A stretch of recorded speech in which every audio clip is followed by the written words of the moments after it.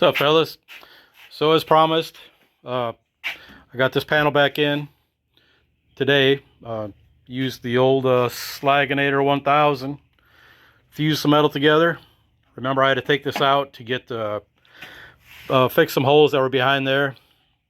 So once I get it in the rest of the way, I'll drill some holes in there, get rid of a little bit of weight out of it. And I did get that rod that went through the spotlight hole. I got that fixed up too. And then the holes back here, there's two like 7/16 holes right side by side here. Took care of those. I just ground all the Bondo off, and then I took a disc from something I had cut out, somewhere in the car, and I put it from the backside and welded it in instead of trying to hit it with the welder to fill it in the holes. I had to keep going on, stopping, and putting a wet towel on it to keep it from warping. I forgot about doing that when I welded the hole shut on the fender for the antenna, and it got a little whooped, as they say in Alabama. The other thing was the K-member. So remember, I had a QA1 K-member in it before, and I kept looking and looking, trying to find weights of the QA1 versus like the Team Z, like what I got in the red car. And couldn't find weights for it, so I broke down and bought one. I'm going to use this in something else that I've got, a little something percolating in the background I'm working on. Details will come about that once we get the deal finalized, but you guys might like it. So I'm going to use this one on that other thing, and let me show you the Team Z here in a second. All right, guys, so this is the Team Z K-member. This, all mocked up like this, weighs 33 pounds, and the QA1, all mocked up in a similar fashion, weighs 48 pounds. So like I mentioned, the QA1, I like it. It's pretty robust, but this as is this one. This one's sturdy too. I haven't had any issues with it in the red car. But 15 pounds is 15 pounds. So I bought it, and I'm going to use the other K-member, the QA1, in something else down the road a little bit. The one thing I had trouble with this morning, getting the right size bolts for this. It takes a 5/8 bolt in the front, and I measured on the outside. I think I measured this actually. I think there's a little difference between the two, just like an 1/8 of an inch difference. So I wanted the bolt to be long enough so that the shank would ride here, where it kind of like where all the tension's going to be, where all the force is going to be on it, instead of on the threads, because that'll just chew into the steel there. So now I can take up that slop with the washers, and to make sure that the bolt doesn't bottom on the threads before it compresses the ears all the way like it's supposed to.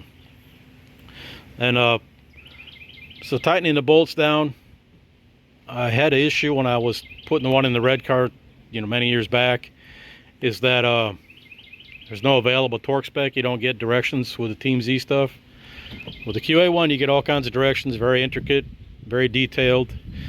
Team Z, you get a sticker, and a thank you. And not flicking boogers at Team Z. This stuff is meant for guys, racers, instead of retards like me who want to torque just about everything. And so right now, I think when I first put the red one in, there was a forum called SBF Tech. It's had a lot of good guys on it. Same with like Hardcore 5.0. That one had a lot of good guys on it. Duane Busch and what's his name? The guys. A lot of racers, from back in the day. The Mustang racers. So anyway, I had asked a question because when I first put this on, I thought, well, I'll just torque it to stock. Torque specs was like 80 foot-pounds or 90. And I started torquing it, and the ears started squishing together. The poly started squishing out. I said, well, that can't be right. So then I posted it on SBF Tech, and Dave, I think, said, tighten it down till all the slop's taken out of your washers, and then go one more flat on the nut. Now, I was going to verify that, but SBF Tech is down, so I can't go back and research that now.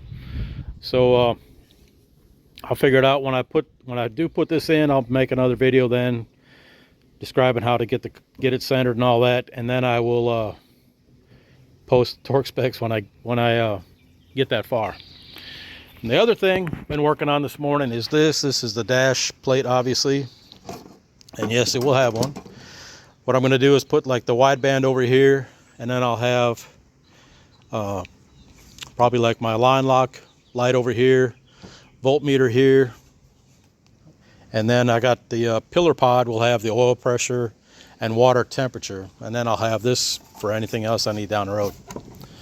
So then this whole thing's going to be painted satin black, just like the other part of the dash. And then the top, I've got a cap I'll show that when I get to that point to put that stuff together.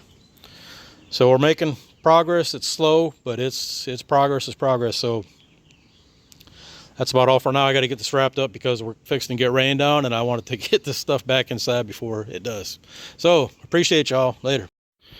I forgot to tell you, this is all the wiring I pulled out of that body harness. So far, I forgot to weigh all the harnesses before I started hacking on them, and hopefully when I get it all together, none of the magic sparks or smoke come out, and everything works like it's supposed to that's left in the car.